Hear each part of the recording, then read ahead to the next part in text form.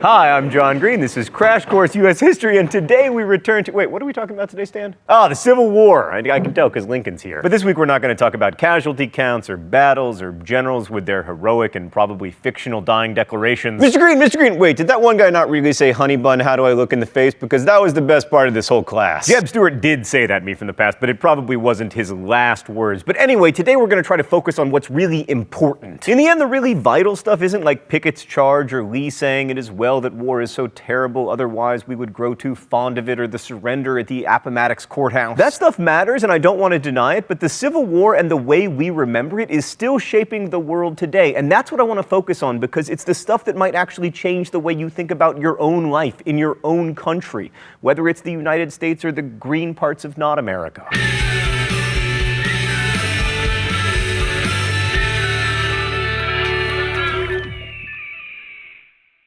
So let's start with one of the big questions historians still ask about the Civil War. Did Lincoln free the slaves? The answer, as with so much here on Crash Course, is yes, and also no. Let's go straight to the thought bubble today. So Lincoln's reputation as the great emancipator rests largely on his Emancipation Proclamation, an executive order which went into effect on January 1st, 1863.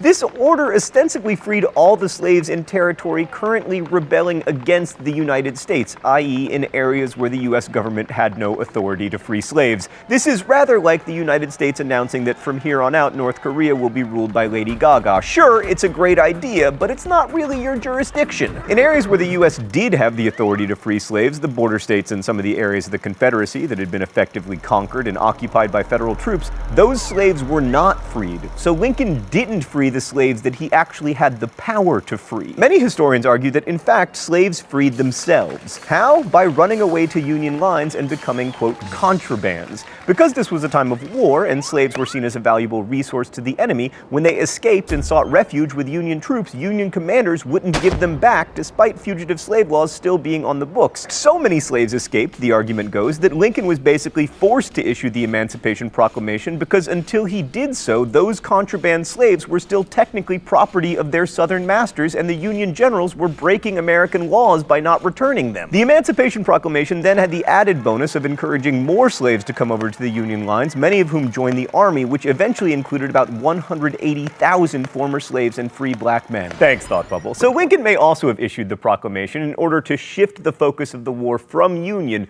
to slavery to prevent the British from recognizing the Confederacy. Arguably, the Confederacy's best chance to win the Civil War was to get some kind of foreign patron, and Britain was the likeliest choice as it was very dependent on Confederate textiles. But as you'll remember from all those people going to Canada, Britain had already abolished slavery, and it was the historic source of abolitionist sentiment, and so it was very shrewd of Lincoln to make the war about slavery. Off topic, but if I may put on my world historian hat for a moment, thank you, Stan. The fact that the British did not recognize the South had profound effects on the whole world because it meant that the British shifted their focus to Egypt and India as sources of cotton for their textile mills. All that noted, I think Lincoln does deserve some credit for freeing the slaves for two reasons. First, he pushed for the 13th Amendment, which actually ended slavery in the United States, and perhaps more importantly, he continued the war to its conclusion and demanded that the end of slavery and the return of the Southern states to the Union be conditions for peace. This may seem obvious today, but in 1864 it wasn't. In fact, there were numerous calls in the North for an end to the war that would allow the South to exist as a separate country and leave slavery intact. Now, of course, the rest of world history indicates that at some point slavery would have ended, but by prosecuting the war to its end, Lincoln brought about slavery's end sooner. But the Civil War didn't just end slavery. If it had gone differently, me from the past might have been annoying teachers in a different country from the one in which I now live. I might have needed a passport to visit my parents in North Carolina, and slavery might have survived for decades. Brazil didn't fully abolish slavery until 1888. And the South would be covered in green as part of not America, or the North, depending on where you're watching this video, I guess. And the people who lived through the Civil War knew it was momentous. In his famous Gettysburg Address, Abraham Lincoln fostered the idea that the Civil War was a kind of second American Revolution, or at least a culmination and reaffirmation of the first one. From these honored dead, we take increased devotion to that cause for which they gave the last full measure of devotion, that we here highly resolve that these dead shall not have died in vain, that this nation under God, shall have a new birth of freedom, and that government of the people, by the people, for the people, shall not perish from the earth. We tried to hire Daniel Day-Lewis for that, but he was unavailable. That phrase, new birth of freedom, had religious significance as well, because it was like the 19th century equivalent to born again. So the Civil War was the first modern war in terms of its scale and its destruction. Like others have waged war on civilians to break the spirit of their enemies. Stand! Mongoltage opportunity! But new technologies made this one of the most destructive wars yet recorded, and yes, I know the Taiping Rebellion took more lives, and in terms of percentage of population killed, the contemporaneous war in Paraguay was worse, but bear with me. Rifles, and toward the end of the Civil War, machine guns, shifted the way that people fight. It became easier to defend a line, so cavalry charges and huge waves of attacks started to be just slaughtery, although it would take World War I for the rest of the world to figure that out. And the incredible numbers of dead and wounded really changed Americans' relationship with death itself. Like the Gettysburg Address was given to dedicate a new national cemetery, and the Civil War helped to create a culture of meditation on mortality itself that led to cemeteries replacing churchyards as the final resting places for most Americans. And the sight of slaughter and the sheer weight of it had profound existential effects on a generation of American intellectuals, from Walt Whitman to Oliver Wendell Holmes. Oh, it's time for the mystery document? The rules here are simple. I guess the mystery document, and usually I am shocked. Oh my gosh, today's mystery document is on an iPad. This appears to be a photograph of wounded soldiers in hospital. I'm gonna go ahead and call it as being by Matthew Brady. What?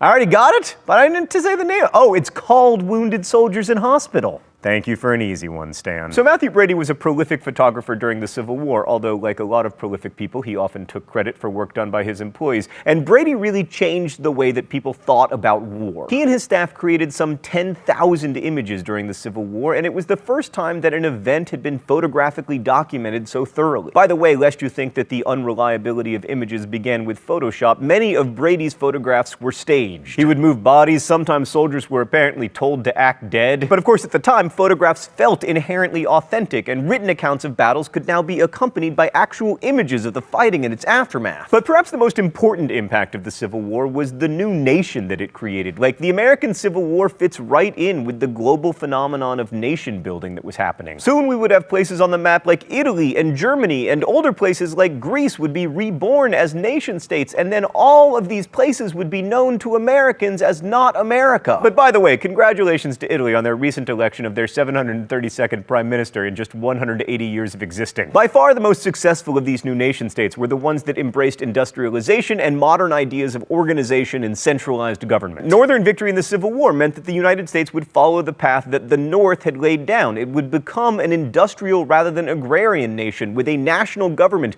preeminent over those of individual states. It would become a nation. And it's not a coincidence that over the course of the 19th century, people stopped pluralizing the United States. They stopped saying the United States are a great place to live and began saying the United States is a great place to live. The Civil War helped singularize what had been until then a plural nation. And Abraham Lincoln was the first president to truly expand the power of the executive. He ordered blockades and suspended habeas corpus in addition to emancipating the slaves. But the Republican-dominated Congress played a role in this federalization too. Congress passed the Homestead Act in 1862 that encouraged settlement of the West by basically giving away land to anyone who had $18 and was willing to live on it and farm it for 5 years. Meanwhile, the Morrill Land Grant Act financed colleges to offer training in new scientific agricultural techniques. The Department of Agriculture was created to generate statistics and share best practices in farming. Congress also helped unify the country with massive land grants in the Pacific Railway Act of 1862. And during the war, the Lincoln administration gave away 158 million acres to railroads to tie the nation together. Get it? Tie. Railroad ties the nation together. I'll take my coat and go. Plus, as you may have noticed, wars are expensive, and in order to finance the Civil War, Congress passed the first progressive income tax in American history, as well as floating huge bond issues to the public. And when that wasn't enough, the administration began printing federal money on green paper called greenbacks. These, along with notes issued by banks under the National Bank Act of 1863, became the first national currency in the United States. Altogether, the total cost of the war for the Union was $6.7 billion.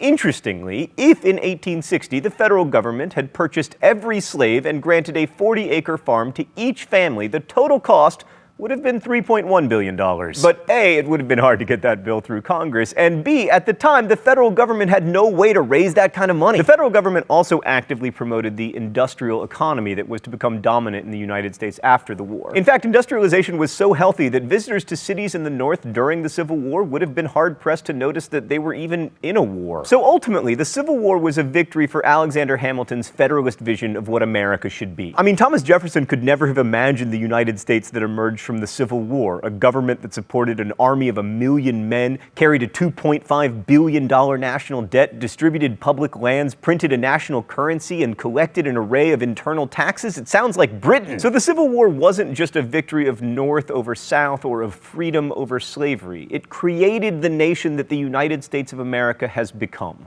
Thanks for watching. I'll see you next week. Crash Course is produced and directed by Stan Muller. Our script supervisor is Meredith Danko. Too Far, our associate producer, is Danica Johnson. The show is written by my high school history teacher, Raoul Meyer, and myself, and our graphics team is Thought Cafe. Every week there's a new caption for the Libertage. You can suggest some in comments, where you can also ask questions about today's video that will be answered by our team of historians. Thank you for watching, and as we say in my hometown, don't forget to be awesome.